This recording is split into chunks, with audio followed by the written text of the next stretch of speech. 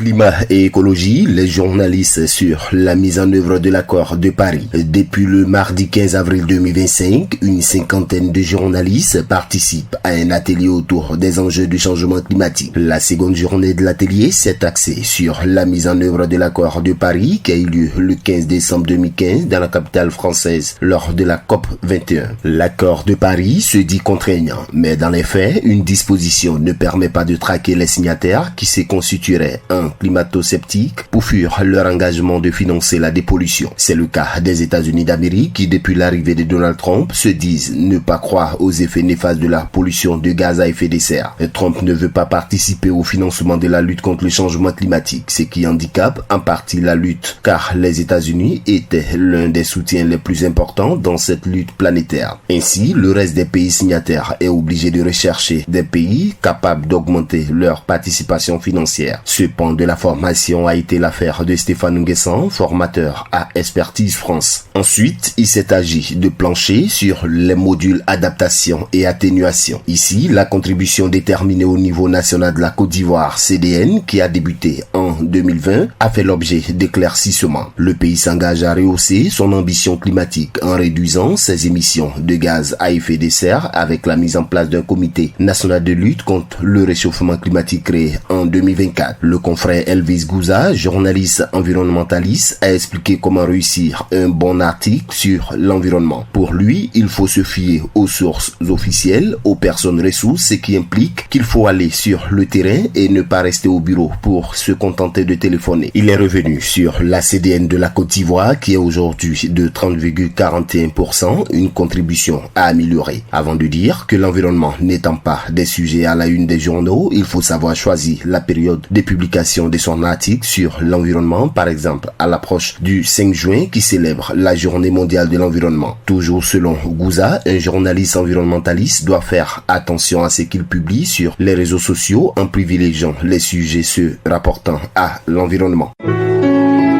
APRA, Agence Presse, Radio et Audio.